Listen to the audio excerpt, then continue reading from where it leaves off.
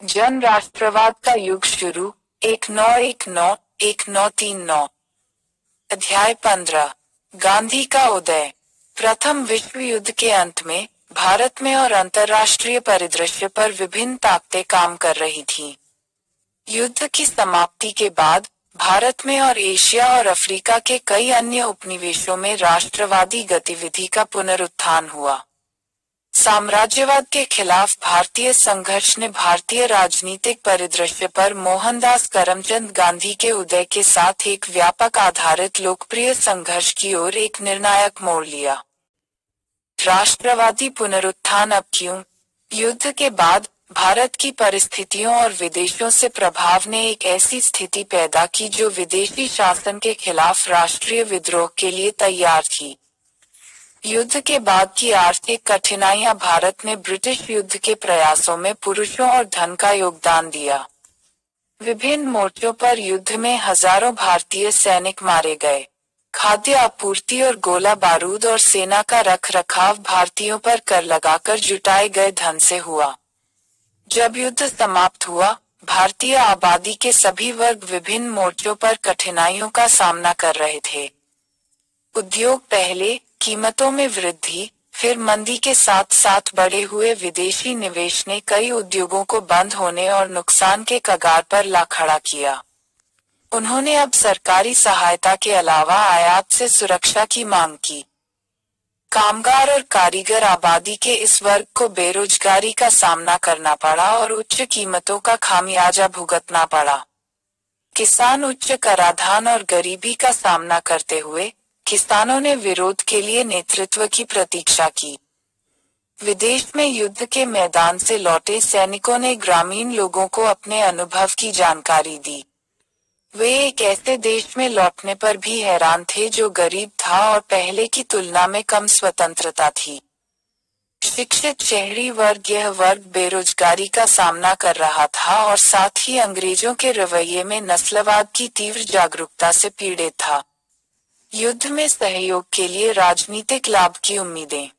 British युद्ध के प्रयास में भारतीयों का योगदान बहुत बड़ा था, हालांकि यह अनजाने में चला गया है। गांधी और अधिकांश राष्ट्रवादियों ने युद्ध के प्रयासों में सहयोग दिया और बड़ी संख्या में भारतीय सैनिकों ने अपने प्राणों की आहुति दे दी। युद्ध के मोर्चे। इसलिए युद्ध के बाद ब्रिटिश सरकार से राजनीतिक लाभ की उच्च उम्मीदें थीं और इसने भी देश में आवेशपूर्ण माहौल में योगदान दिया। दुनिया भर में साम्राज्यवाद से राष्ट्रवादी मोहभंग। मित्र देशों की शक्तियों ने युद्ध के दौरान उपनिवेशों को अपने पक्ष में करने के लिए उन्हें युद्ध के बाद लोकतंत्र और आत्मनिर्णय के युग का वादा किया था। युद्ध के दौरान युद्ध के लिए दोनों पक्षों ने एक दूसरे को बदनाम करने और एक दूसरे के असभ्य औपनिवेशिक रिकॉर्ड को बेनकाब करने के लिए दुष्प्रचार किया था। लेकिन जल्द ही पेरिस शांति सम्मेलन और अन्य शांति संधियों से यह स्पष्ट हो गया कि साम्राज्यवादी शक्तियों का उपनिवेशों पर अपनी पकड़ ढीली करने का कोई इरादा नहीं था। वास्तव में वे पराजित शक्तियों के उपनिवेशों को आपस में बांटते चले गए। यह सब गोरों की सांस्कृतिक और सैन्य श्रेष्ठता के मिथक को और मिटाने का काम करता है। परिणामस्वरूप युद्ध के बाद की अवधि में तुर्की, मिस्र, Ireland, Iran, Afghanistan, Burma, Malaya, Philippines, Indonesia, Bharat, चीन और कोरिया में पूरे एशिया और अफ्रीका में उग्रवादी राष्ट्रवादी गतिविधि का पुनरुत्थान देखा गया।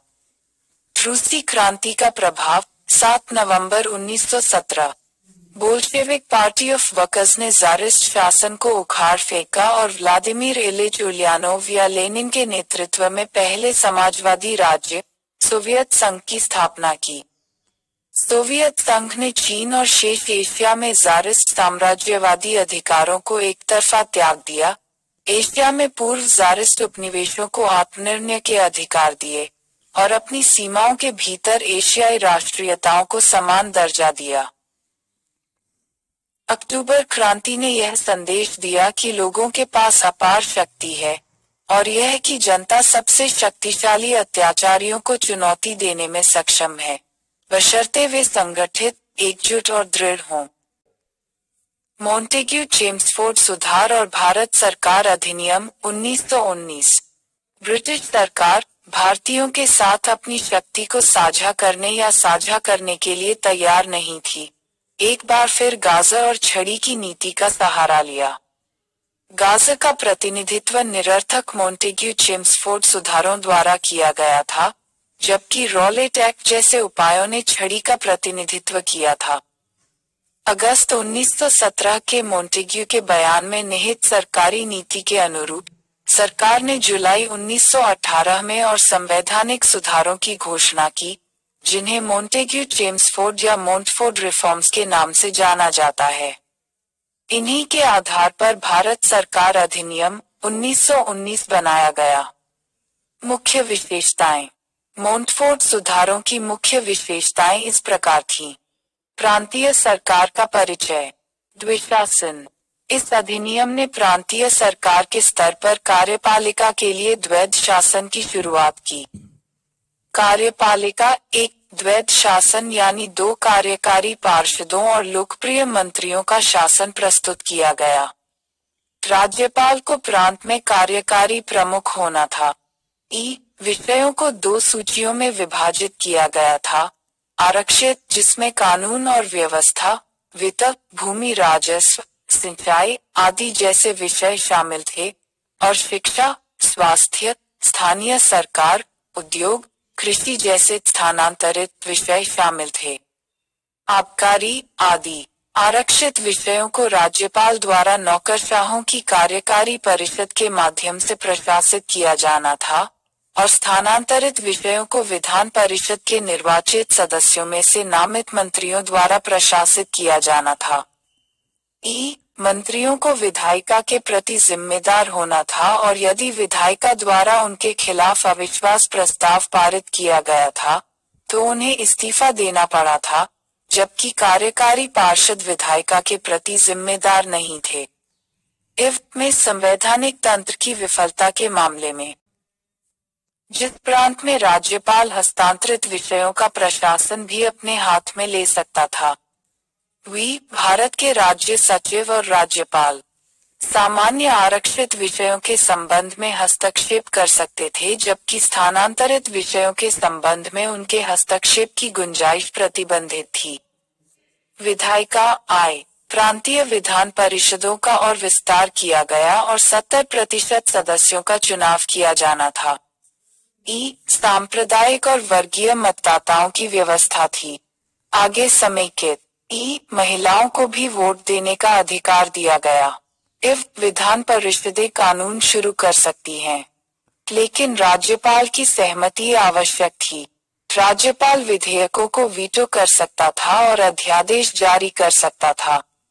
विधान परिषदें बजट को अस्वीकार कर सकती हैं, लेकिन यदि आवश्यक हो तो राज्यपाल इसे बहाल कर सकता है।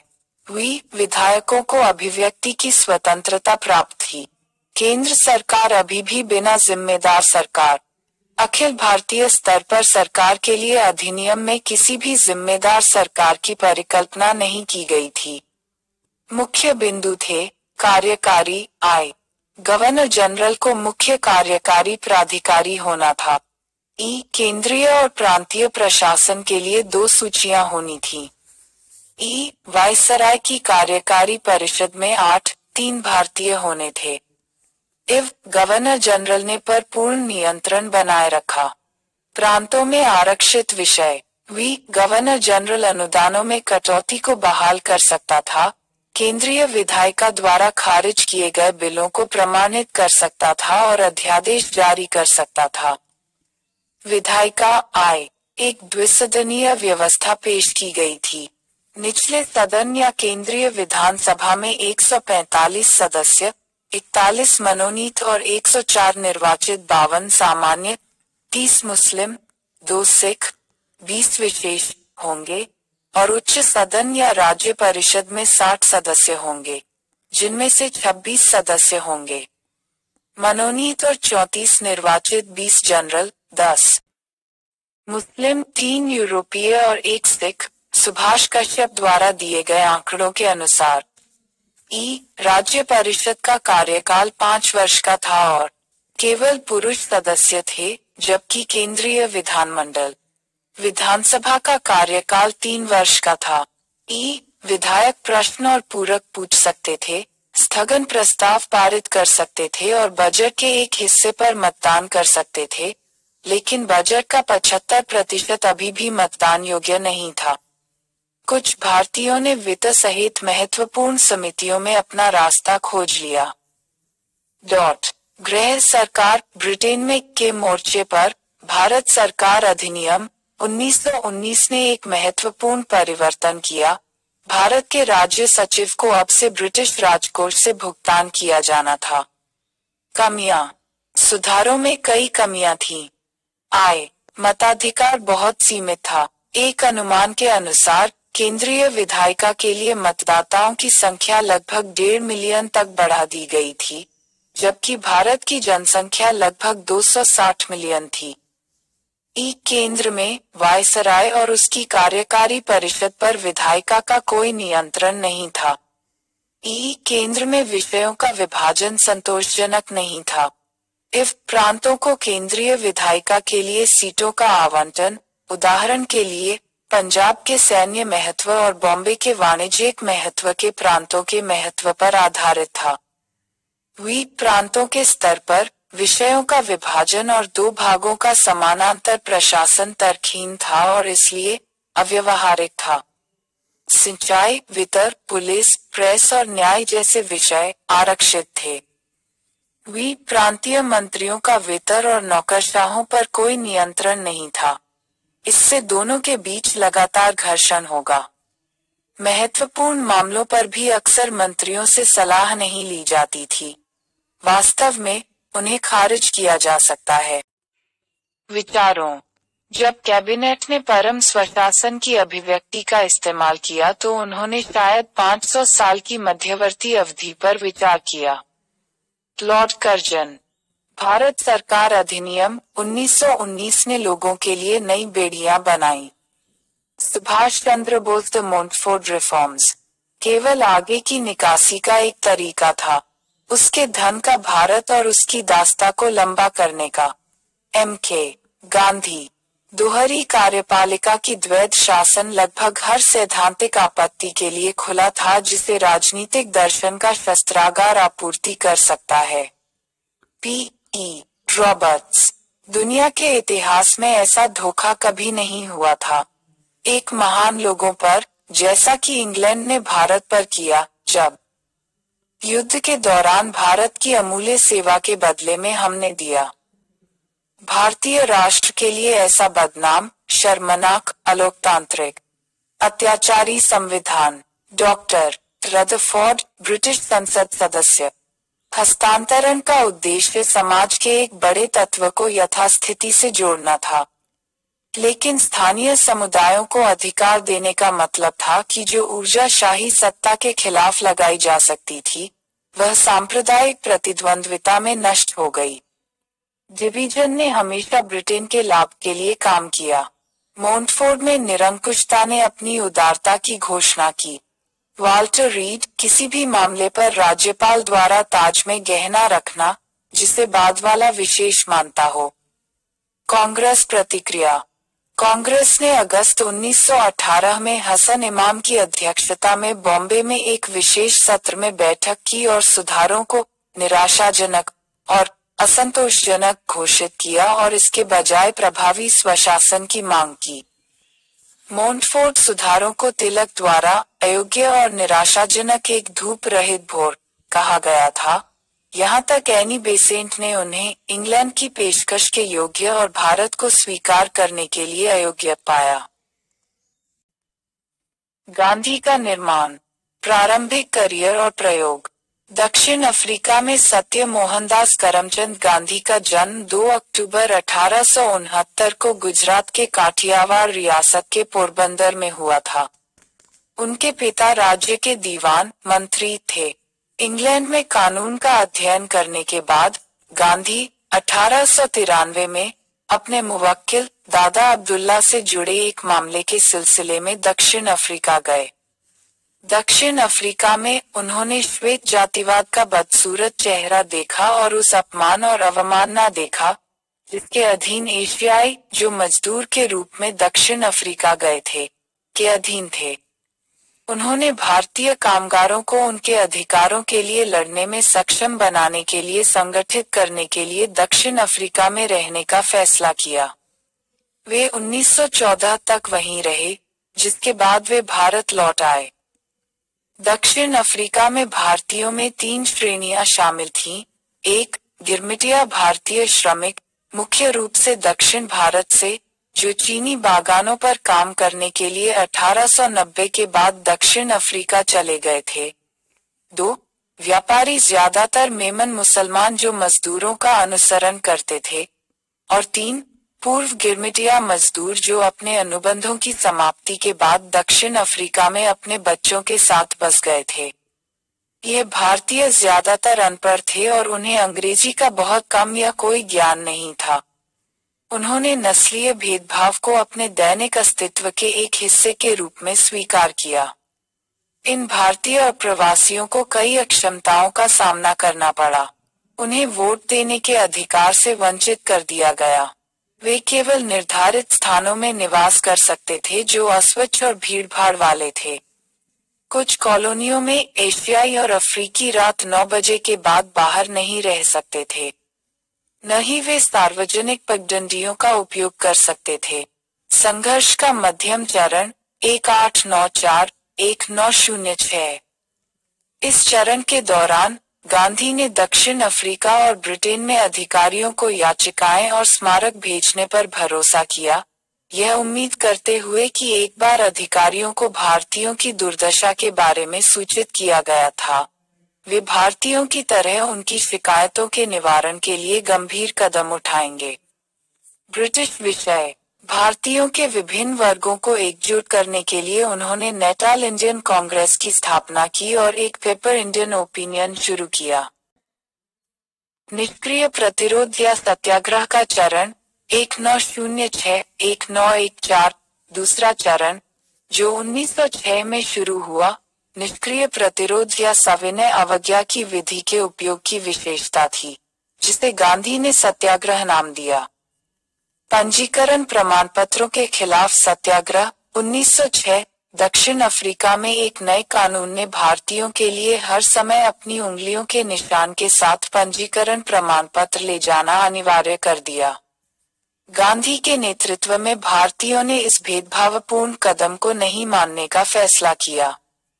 गांधी ने कानून की अवहेलना करने और इस तरह की अवज्ञा के परिणामस्वरूप सभी दंड भुगतने के अभियान का संचालन करने के लिए निष्क्रिय प्रतिरोध संघ का गठन किया। इस प्रकार सत्याग्रह या सत्य के प्रति समर्पण का जन्म हुआ, बिना हिंसा के विरोधियों का विरोध करने की तकनीक। सरकार ने गांधी और अन्य लोगों को जेल में डाल दिया जिन्होंने खुद को पंजीकृत करने से इनकार कर दिया। बाद में अधिकारियों ने इन उद्दंड भारतीयों को अपना पंजीकरण कराने के लिए छल का इस्तेमाल किया। गांधी के नेतृत्व में भारतीयों ने अपने पंजीकरण प्रमाण पत्रों को सार्वजनिक रूप से जलाकर जवाबी कार्रवाई की। इन सब बातों ने दक्षिण अफ्रीका की सरकार को बुरी नजर से दिखाया। अंत में समझौता हुआ। भारतीय प्रवास पर प्रतिबंध के खिलाफ अभियान पहले के अभियान को भारतीय प्रवास पर प्रतिबंध लगाने वाले एक नए कानून के विरोध को शामिल करने के लिए व्यापक किया गया था। भारतीयों ने एक प्रांत से दूसरे प्रांत में प्रवेश करके और लाइसेंस प्रस्तुत करने से इनकार करके इस कानून की अवहेलना की। इनमें से कई भारतीयों को जेल में डाल दिया गया था। पोल टैक्स और भारतीय विवाहों के अमान्यकरण के खिलाफ अभियान सभी पूर्व अनुबंधित भारतीयों पर 3 पाउंड का पोल टैक्स लगाया गया था। चुनाव कर को समाप्त करने की मांग, जो गरीब पूर्व गिरमिटिया भारतीयों के लिए बहुत अधिक थी, जो 1 महीने में 10 शिलिंग से कम कमाते थे, ने अभियान के आधार को चौड़ा किया। फिर सुप्रीम कोर्ट के एक आदेश ने सभी विवाहों को अमान्य कर दिया जो ईसाई रीति रिवाजों के अनुसार नहीं हुए थे और विवाह के रजिस्ट्रार द्वारा पंजीकृत थे। भारतीयों और अन्य लोगों के गुस्से को आकर्षित किया जो ईसाई नहीं थे। निहितार्थ से हिंदू, मुस्लिम और पारसी विवाह अवैध थे और ऐसे विवाहों से पैदा हुए बच्चे नाजायज थे। भारतीयों ने इस फैसले को किसके सम्मान का अपमान माना? Tolstoy farm. जैसा कि संघर्ष की उच्च पिच को बनाए रखना मुश्किल हो गया, गांधी ने अपना सारा ध्यान संघर्ष पर लगाने का फैसला किया। टॉल्स्टॉय फार्म की स्थापना 1910 में हुई थी और इसका नाम रखा गया था गांधी के सहयोगी हरमन कालेनबर्ग द्वारा, रूसी लेखक और नैतिकतावादी के बाद, जिनकी गांधी ने प्रशंसा की और उनके साथ पत्र व्यवहार किया। शिक्षा के क्षेत्र में एक प्रयोग होने के अलावा, यह सत्याग्रहियों के परिवारों को आवास देना और उन्हें अपना भरण पोषण करने का तरीका देना था। टॉल्स्टॉय फार्म गांधी द्वारा स्थापित अपनी तरह का दूसरा फार्म था।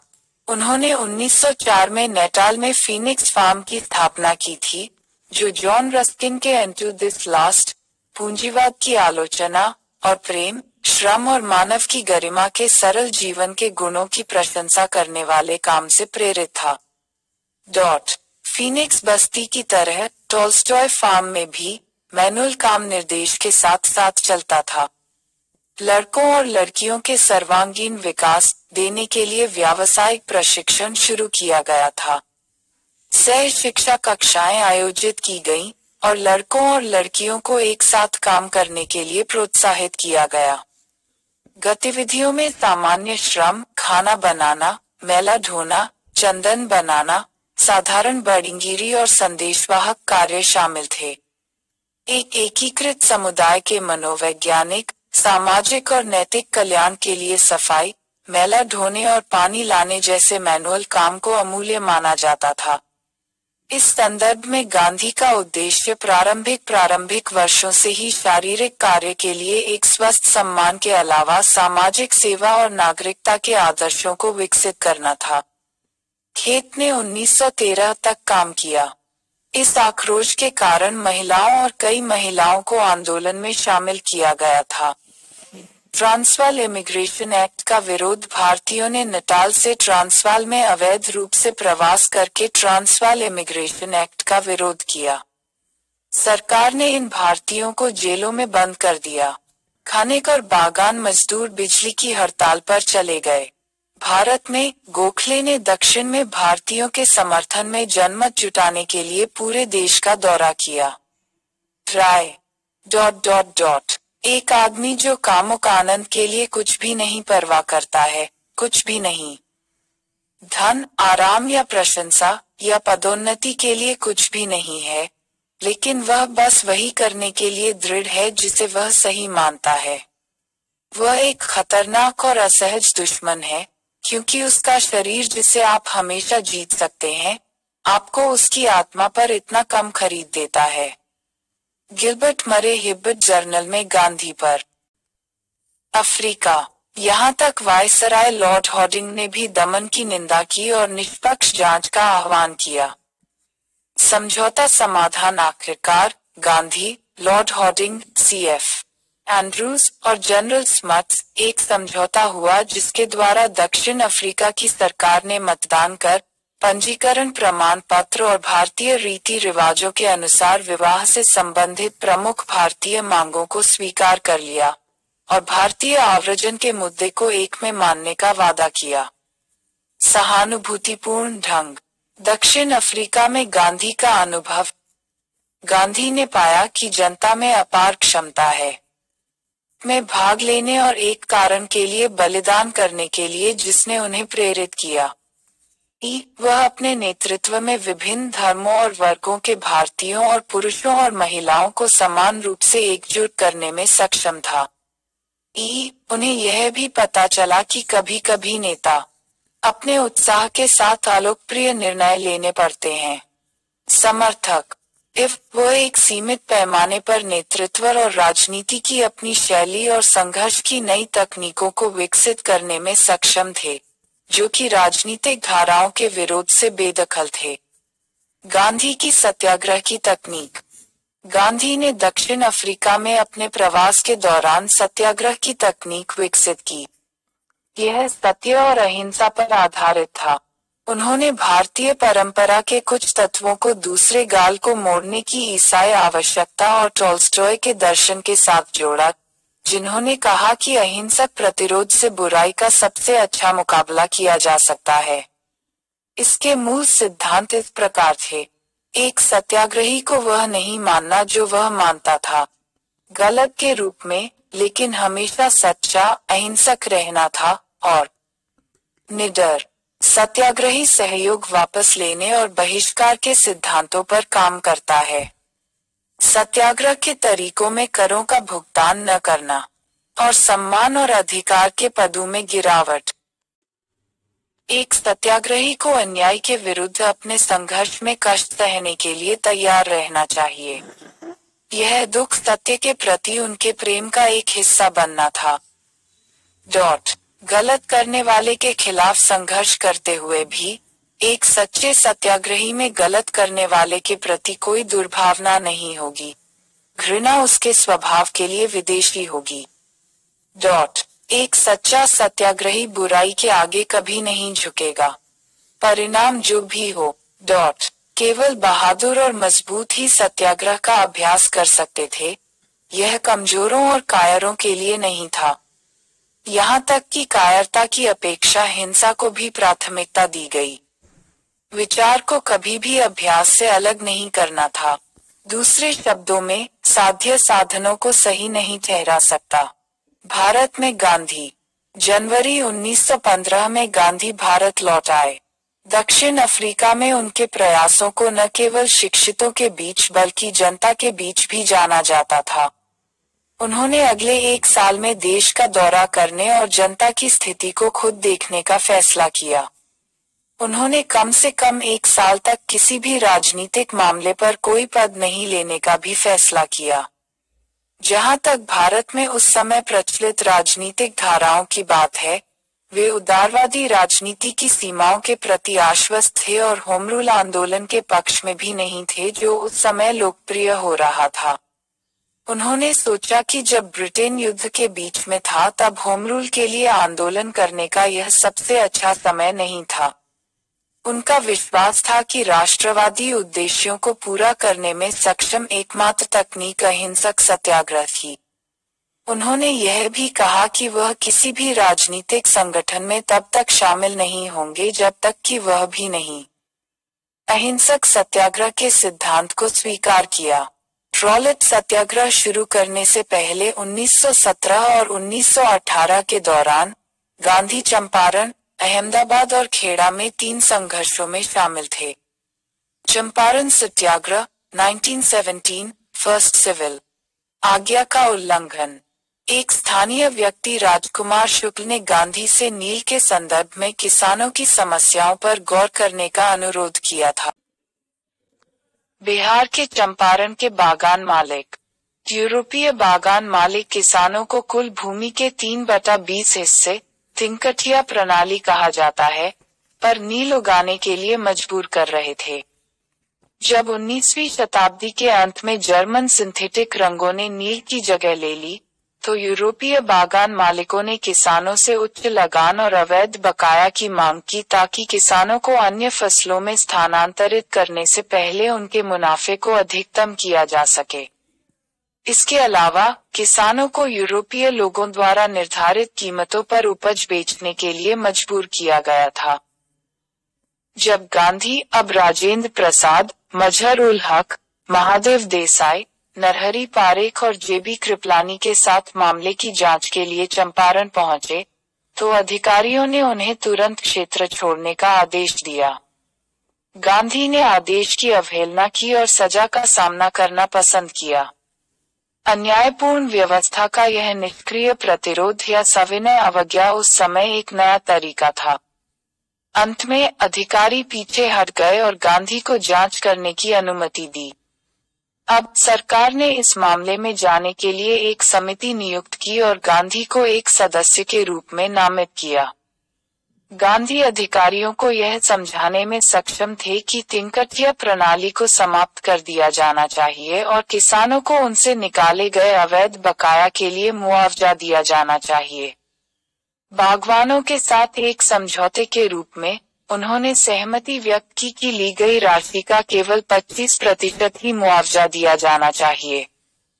एक दशक के भीतर बागान मालिकों ने क्षेत्र छोड़ दिया।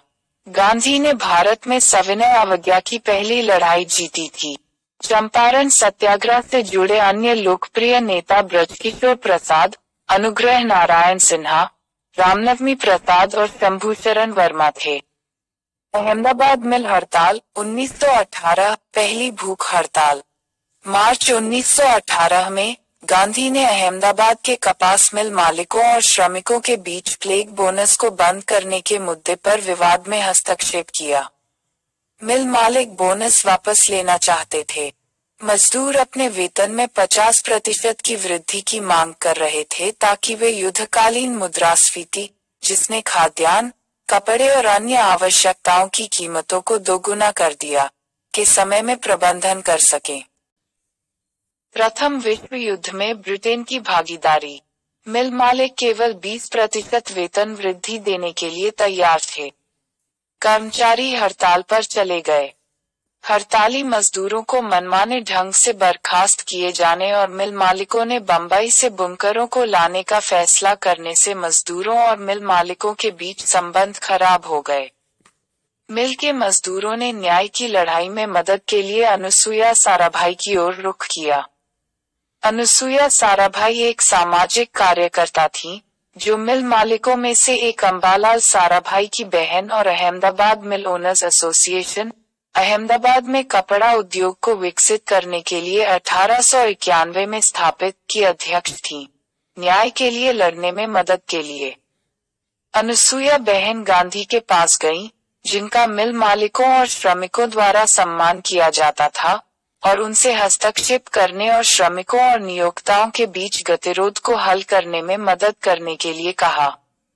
हालांकि गांधी अंबालाल के मित्र थे, लेकिन उन्होंने मजदूरों के मुद्दे को उठाया। अनुसुईया ने भी कार्यकर्ताओं का समर्थन किया और गांधी के मुख्य लेफ्टिनेंटों में से एक थी। यह अनुसुईया बहन थी, जिन्होंने बाद में 1920 में अहमदाबाद टेक्सटाइल लेबर एसोसिएशन का गठन किया। गांधी ने श्रमिकों को हड़ताल पर जाने और 50% के बजाय 35% वेतन वृद्धि की मांग करने के लिए कहा। गांधी ने हड़ताल के दौरान मजदूरों को अहिंसक रहने की सलाह दी। जब मिल मालिकों के साथ बातचीत नहीं हुई तो उन्होंने मजदूरों के संकल्प को मजबूत करने के लिए खुद आमरण अनशन अपना पहला किया। लेकिन अनशन का असर मिल मालिकों पर भी पड़ा, जो अंततः मामले को ट्रिब्यूनल में जमा करने के लिए तैयार हो गए। हड़ताल वापस ले ली गई। अंत में न्यायाधिकरण ने श्रमिकों को 35% वेतन वृद्धि का आदेश दिया। खेड़ा सत्याग्रह 1918 फर्स्ट नॉन कोऑपरेशन। 1918 में सूखे के कारण गुजरात के खेड़ा जिले में फसलें खराब हो गईं। राजस्व संहिता के अनुसार यदि उपज सामान्य उपज के 1/4 से कम थी, तो किसान छूट के हकदार थे। किसानों से मिलकर बनी गुजरात सभा ने सर्वोच्च शासन व्यवस्था को याचिकाएं प्रस्तुत की। प्रांत के अधिकारियों से अनुरोध है कि वर्ष 1919 के राजस्व निर्धारण को निलंबित कर दिया जाए। सरकार हालांकि अड़ी रही और कहा कि अगर करों का भुगतान नहीं किया गया तो किसानों की संपत्ति जब्त कर ली जाएगी। गांधी ने किसानों से करों का भुगतान न करने के लिए कहा। हालांकि गांधी मुख्य रूप से संघर्ष के आध्यात्मिक प्रमुख थे। यह सरदार वल्लभभाई पटेल और अन्य समर्पित गांधीवादियों का एक समूह था, अर्थात नरहरि पारिख, मोहनलाल पांड्या और रविशंकर व्यास, जिन्होंने गांवों का भ्रमण किया, ग्रामीणों को संगठित किया और उन्हें बताया कि उन्हें क्या करना है, और आवश्यक राजनीतिक नेतृत्व दिया। पटेल ने अपने सहयोगियों के साथ मिलकर कर विद्रोह का आयोजन किया, जिसका खेड़ा के विभिन्न जातीय और जाति समुदायों ने समर्थन किया। उस अनुशासन और एकता में विद्रोह उल्लेखनीय था, बनाए रखा गया था। जब करों का भुगतान न करने पर सरकार ने किसानों की निजी संपत्ति, भूमि और आजीविका को जब्त कर लिया, तब भी खेड़ा के अधिकांश किसानों ने सरदार पटेल को नहीं छोड़ा। अन्य हिस्सों में गुजरातियों ने विद्रोह के कारण सहानुभूति व्यक्त की और विरोध करने वाले किसानों के रिश्तेदारों और संपत्ति को आश्रय देकर मदद की। जिन भारतीयों ने जब्त की गई जमीनों को खरीदना चाहा, उन्हें सामाजिक रूप से बहिष्कृत कर दिया गया। अंततः सरकार ने किसानों के साथ एक समझौता करने की मांग की। यह विचाराधीन वर्ष के लिए और अगले के लिए कर को निलंबित करने पर सहमत हुआ, दर में वृद्धि को कम करना और जब्त की गई सारी संपत्ति वापस कर दें। खेड़ा का संघर्ष लोगों में एक नई जागृति लेकर आया। किसान वे इस बात से अवगत हो गए कि वे मुक्त नहीं होंगे। अन्याय और शोषण का जब तक और उनके देश तक पूर्ण स्वाधीनता प्राप्त की। चंपारण, अहमदाबाद और खेड़ा से लाभ। गांधी ने लोगों को सत्याग्रह की अपनी तकनीक की प्रभावशीलता का प्रदर्शन किया। उन्होंने जनता के बीच अपने पैर जमाए और ताकत और कमजोरियों की एक निश्चित समझ हासिल की। जनता की उन्होंने कई लोगों, विशेषकर युवाओं का सम्मान और प्रतिबद्धता हासिल की। रॉलेट एक्ट, सत्याग्रह और जलियांवाला बाग हत्याकांड। जहां एक ओर सरकार ने संवैधानिक सुधारों, हालांकि एक असंतोषजनक आदेश के गाज़ को खतरे में डाल दिया, वहीं दूसरी ओर उसने सुधारों के खिलाफ किसी भी अप्रिय आवाज को दबाने के लिए खुद को असाधारण शक्तियों से लैस करने का फैसला किया। रॉलेट एक्ट मोंटफोर्ड सुधारों से ठीक 6 महीने पहले होना था। इंपीरियल लेजिस्लेटिव काउंसिल में 2 बिल पेश किए गए।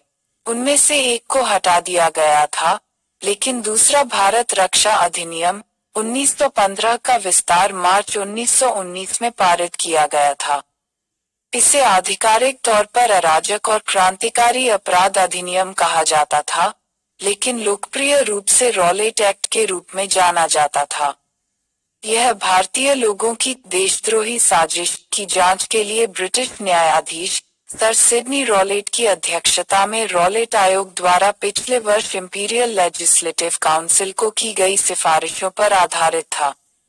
समिति ने सिफारिश की थी कि कार्यकर्ताओं को 2 साल के लिए बिना मुकदमे के निर्वासित या जेल में डाल दिया जाना चाहिए, और यहाँ तक देशद्रोही समाचार पत्रों का कब्जा भी अपराध का पर्याप्त सबूत होगा।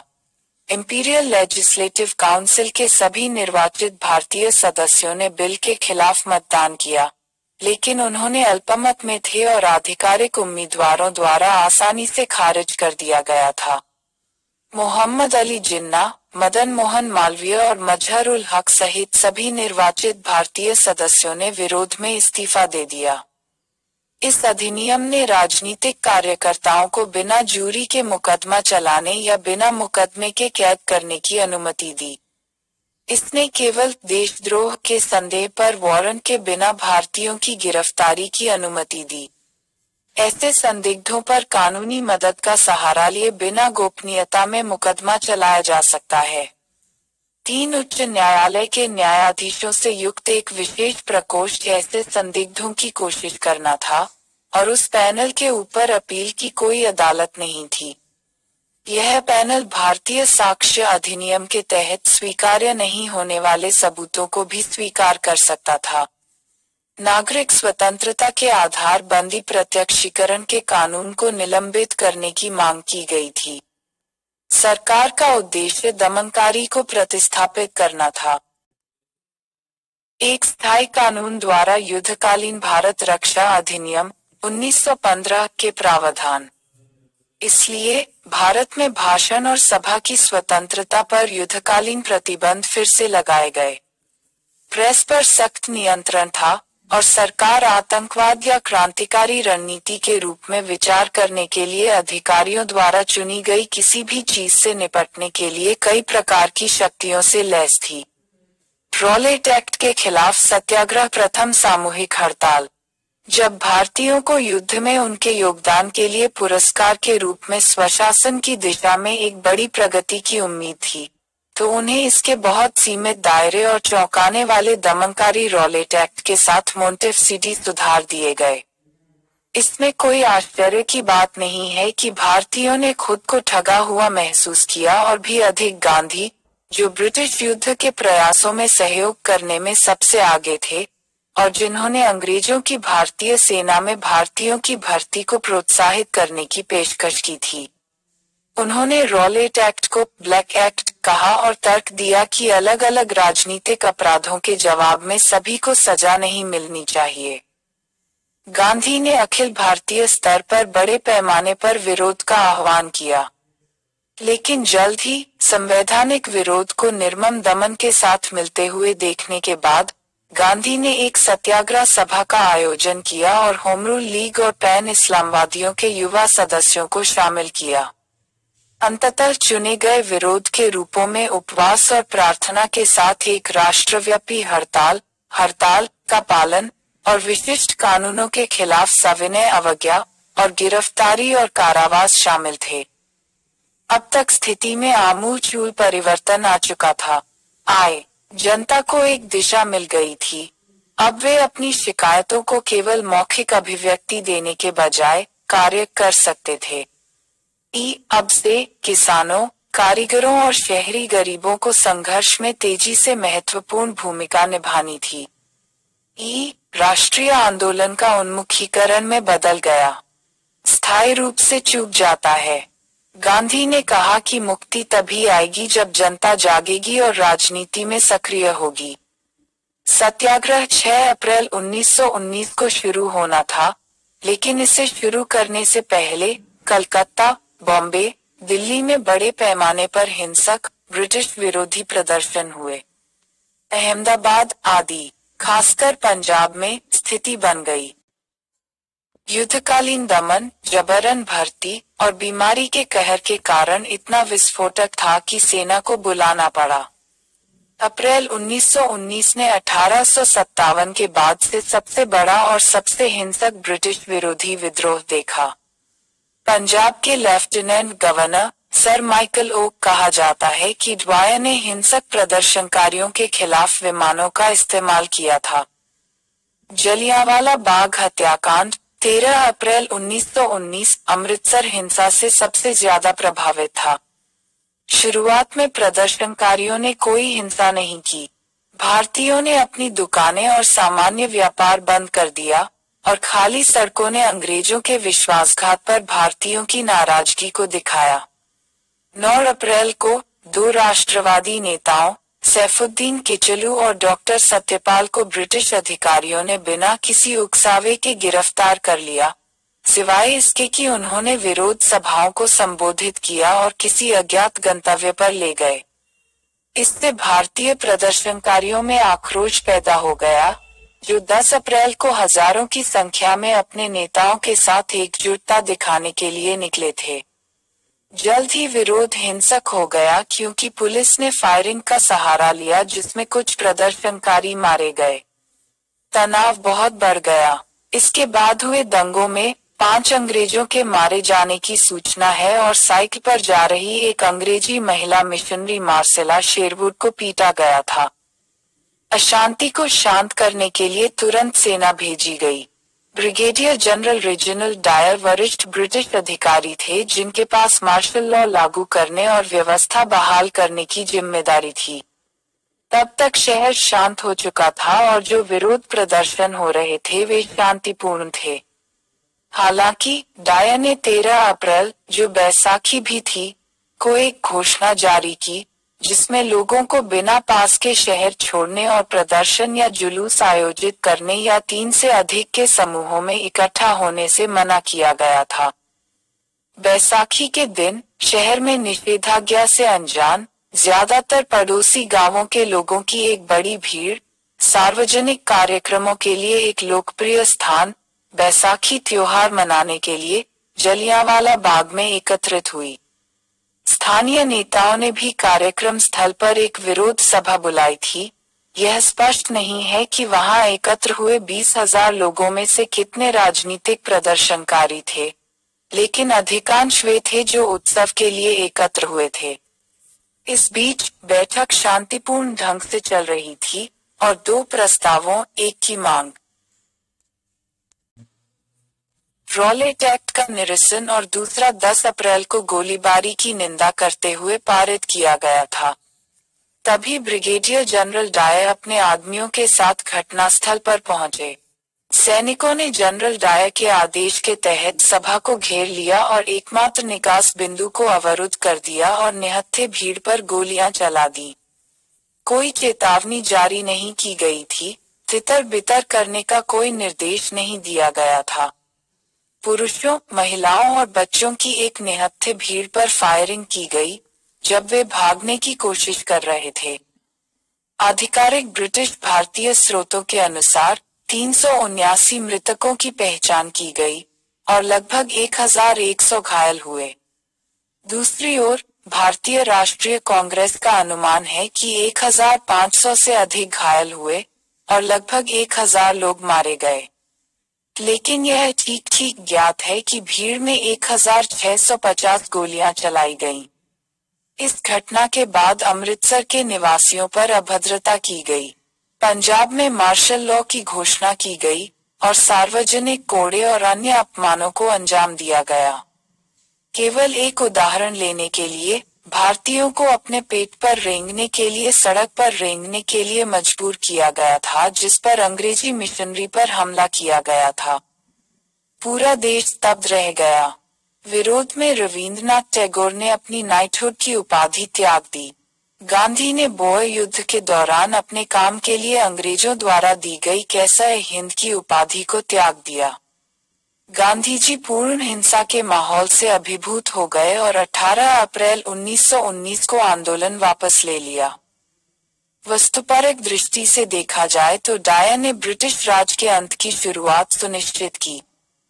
अमृतसर में जो कुछ हुआ था, उससे गांधी ने घोषणा की कि शैतानी शासन के साथ सहयोग अब असंभव है।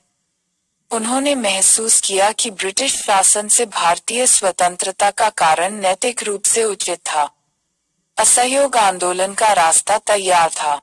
इतिहासकार एपीजे टेलर के अनुसार जलियांवाला बाग हत्याकांड निर्णायक क्षण था जब भारतीयों को ब्रिटिश शासन से अलग कर दिया गया था। 1919 की घटनाएं पंजाब की प्रतिरोध की राजनीति को आकार देने वाली थीं। जलियांवाला बाग हत्याकांड के समय भगत सिंह सिर्फ 11 साल के थे। भगत सिंह की भारत नौजवान सभा के लिए नरसंहार एक प्रतीक के रूप में कार्य करना था, जो असहयोग आंदोलन की समाप्ति के बाद आई उदासीनता को दूर करने में मदद करेगा।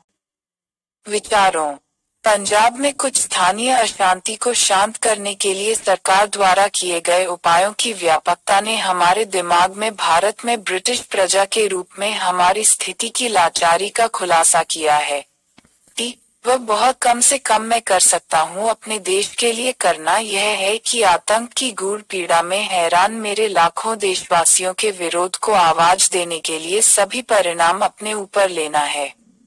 समय आ गया है जब सम्मान के बिल्ला अपमान के असंगत संदर्भ में हमारी शर्म को चमकाते हैं। रविंद्रनाथ टैगोर ने वायसराय को लिखे एक पत्र में कोई भी सरकार सम्मान की पात्र नहीं है जो अपने विषयों की स्वतंत्रता को सस्ता रखती है। M.K. यंग इंडिया में गांधी के बाद जलियांवाला बाग हत्याकांड। उधम सिंह, जिनका नाम राम मोहम्मद सिंह आजाद था, ने बाद में lieutenant governor Michael O'Dwyer की हत्या कर दी, जिन्होंने पंजाब में 1919 के विरोध प्रदर्शनों के क्रूर ब्रिटिश दमन की अध्यक्षता की थी। उधम सिंह को 1940 में उनके काम के लिए फांसी दी गई थी। उनकी अस्थियां 1974 में भारत लौटा दी गईं। हंटर कमेटी ऑफ जांच। जलियांवाला बाग में हुए नरसंहार ने भारतीयों और कई अंग्रेजों को भी झकझोर दिया था। भारत के राज्य सचिव एडविन मोंटेगू ने आदेश दिया कि मामले की जांच के लिए एक जांच समिति बनाई जाए। इसलिए 14 अक्टूबर 1919 को भारत सरकार ने विकार जांच समिति के गठन की घोषणा की, जिसे इसके अध्यक्ष लॉर्ड विलियम हंटर, पूर्व सॉलिसिटर जनरल के नाम पर हंटर कमेटी आयोग के रूप में जाना जाता है। स्कॉटलैंड के लिए और स्कॉटलैंड में कॉलेज ऑफ जस्टिस के सेनेटर। आयोग का उद्देश्य बॉम्बे, दिल्ली और पंजाब में हाल की गड़बड़ी, उनके कारणों और उनसे निपटने के लिए किए गए उपायों की जांच करना था। सदस्यों में 3 भारतीय थे, अर्थात सर चिमनलाल हरिलाल सीतलवाड़ विश्वविद्यालय और बॉम्बे उच्च न्यायालय के वकील, पंडित जगत नारायण वकील और संयुक्त प्रांत की विधान परिषद के सदस्य, और सरदार साहिबजादा सुल्तान अहमद खान, ग्वालियर राज्य के वकील। 29 अक्टूबर को दिल्ली में बैठक के बाद समिति ने दिल्ली, अहमदाबाद, बॉम्बे और लाहौर से बुलाए गए गवाहों के बयान लिए। नवंबर में समिति लाहौर पहुंची और अमृतसर की घटनाओं के प्रमुख गवाहों से पूछताछ की। डायर को कमेटी के समक्ष बुलाया गया था। उसे विश्वास था कि उसने जो किया है वह केवल उसका कर्तव्य है। डायर ने कहा कि उसका इरादा पूरे पंजाब में आतंक फैलाने का था और ऐसा करने से विद्रोहियों के नैतिक कद को कम करना था। बताया जाता है कि डायर ने अपने सम्मान की भावना को यह कहकर समझाया था, मुझे लगता है कि यह बहुत संभव है कि मैं बिना गोली चलाए भीड़ को तितर बितर कर सकता था, लेकिन वे फिर से वापस आ जाते और हंसते, और जो मैं समझता वह मूर्ख होता। खुद का उन्होंने यह भी कहा कि उन्होंने शूटिंग के बाद घायलों की देखभाल करने का कोई प्रयास नहीं किया क्योंकि उन्होंने इसे अपना काम नहीं माना। हालांकि डायर के बयान ने समिति के सदस्यों के बीच नस्लीय तनाव पैदा कर दिया। मार्च 1920 में जारी अंतिम रिपोर्ट ने सर्वसम्मति से डायर के कार्यों की निंदा की। रिपोर्ट में कहा गया है कि शुरुआत में बाग से तितर बितर होने की सूचना की कमी एक त्रुटि थी। फायरिंग की लंबाई ने एक गंभीर त्रुटि दिखाई। पर्याप्त नैतिक प्रभाव पैदा करने के डायर के मकसद की निंदा की जानी थी। डायर ने अपने अधिकार की सीमा लंघ दी थी। पंजाब में ब्रिटिश शासन को उखाड़ फेंकने की कोई साजिश नहीं हुई थी। भारतीय सदस्यों की अल्पसंख्यक रिपोर्ट ने आगे कहा कि सार्वजनिक सभाओं पर प्रतिबंध लगाने वाली घोषणाओं को अपर्याप्त रूप से प्रचारित किया गया था। भीड़ में निर्दोष लोग थे और बाग में पहले से कोई हिंसा नहीं हुई थी।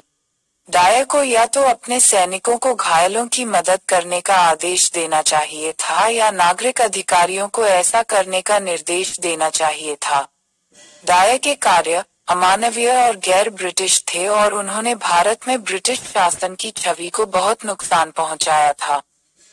हंटर कमेटी ने अनुशासनात्मक कार्रवाई का कोई दंड नहीं लगाया क्योंकि डायर के कार्यों को विभिन्न वरिष्ठों, बाद में सेना परिषद द्वारा बरकरार रखा गया, द्वारा माफ कर दिया गया था। इसके अलावा हंटर समिति द्वारा अपनी कार्यवाही शुरू करने से पहले सरकार ने अपने अधिकारियों की सुरक्षा के लिए एक क्षतिपूर्ति अधिनियम पारित किया था। सफेद धुलाई बिल, जैसा कि क्षतिपूर्ति अधिनियम कहा जाता था, बिल जैसा कि क्षतिपूर्ति अधिनियम कहा जाता था, कि मोतीलाल नेहरू और अन्य लोगों ने कड़ी आलोचना की थी। इंग्लैंड में आयोग की रिपोर्ट की समीक्षा करने के लिए उस समय युद्ध के राज्य सचिव विंस्टन चर्चिल के पास गिर गया। हाउस ऑफ कॉमन्स में चर्चिल, भारतीयों का कोई प्रेमी नहीं, ने अमृतसर में जो हुआ उसकी निंदा की। उन्होंने इसे मॉन्स्ट्रस कहा। ब्रिटेन के एक पूर्व प्रधानमंत्री एचएचएसकू इसे हमारे पूरे इतिहास में सबसे खराब आक्रोशों में से एक कहा। कैबिनेट चर्चिल के साथ सहमत था कि डायर एक खतरनाक व्यक्ति था और उसे अपने पद पर बने रहने की अनुमति नहीं दी जा सकती थी। डायर को बर्खास्त करने के निर्णय से सेना परिषद को अवगत करा दिया गया था। अंत में डायर को कर्तव्य की गलत धारणा का दोषी पाया गया और मार्च 1920 में उनकी कमान से मुक्त कर दिया गया। उन्हें इंग्लैंड वापस बुला लिया गया। उसके खिलाफ कोई कानूनी कार्रवाई नहीं की गई। उन्होंने आधा वेतन लिया और अपनी सेना की पेंशन प्राप्त की। हालांकि डायर की सार्वभौमिक रूप से निंदा नहीं की गई थी। हाउस ऑफ लॉर्ड्स में अधिकांश साथियों ने डायर का समर्थन किया और हाउस ने उनके समर्थन में एक प्रस्ताव पारित किया, और मॉर्निंग पॉसी ने डायर के लिए 26,000 पाउंड की राशि जुटाने की सूचना दी है। फंड में एक प्रसिद्ध योगदानकर्ता रुडयार्ड किपलिंग थे।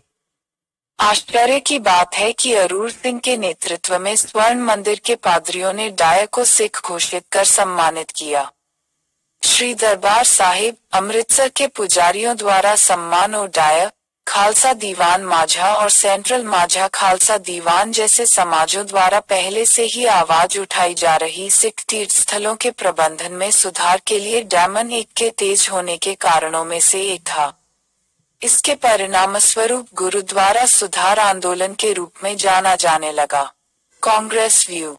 भारतीय राष्ट्रीय कांग्रेस ने अपनी गैर आधिकारिक समिति नियुक्त की जिसमें मोतीलाल नेहरू, CR दास, अब्बास तैयबजी, MR आयकर और गांधी शामिल थे। कांग्रेस ने अपनी राय रखी। इस विचार ने डायर के अमानवीय कृत्य की आलोचना की और यह भी कहा कि पंजाब में मार्शल लॉ लागू करने का कोई औचित्य नहीं था। सारांश। प्रथम विश्व युद्ध की समाप्ति पर राष्ट्रवादी उभार क्यों? युद्ध के बाद की आर्थिक कठिनाई, दुनिया भर में साम्राज्यवाद से राष्ट्रवादी मोहभंग, रूसी क्रांति का प्रभाव। मोंटेग्यू चेम्सफोर्ड ने प्रांतों में द्वैध शासन में सुधार किया। 2 सूचियां प्रशासन के लिए आरक्षित व हस्तांतरित। आरक्षित विषयों को राज्यपाल द्वारा कार्यकारी परिषद के माध्यम से प्रशासित किया जाना है और स्थानांतरित विषयों को विधान परिषद के मंत्रियों द्वारा प्रशासित किया जाना है। हस्तक्षेप के लिए गवर्नर, गवर्नर जनरल और राज्य सचिव को व्यापक अधिकार, मताधिकार का विस्तार हुआ, शक्तियों का भी विस्तार हुआ। गवर्नर जनरल की एक कार्यकारी परिषद के साथ प्रशासन करने के लिए 8-3 भारतीय होना। प्रशासन के लिए 2 सूचियां, केंद्रीय और प्रांतीय। द्विसदनीय केंद्रीय विधायिका केंद्रीय विधानसभा के रूप में, उच्च सदन के रूप में निचले सदन और राज्यों की परिषद। कमियां। द्वैध शासन व्यवस्था क्रियाशील होने के लिए बहुत जटिल और तर्कहीन, केंद्रीय कार्यपालिका विधायिका के प्रति उत्तरदायी नहीं है, सीमित मताधिकार। विशेष रूप से रॉलेट एक्ट के बाद अंग्रेजों द्वारा विश्वासघात की भावना, युद्ध के बाद पुरस्कार के ब्रिटिश वादे साकार नहीं हो सके। राष्ट्रवादियों ने किया निराश।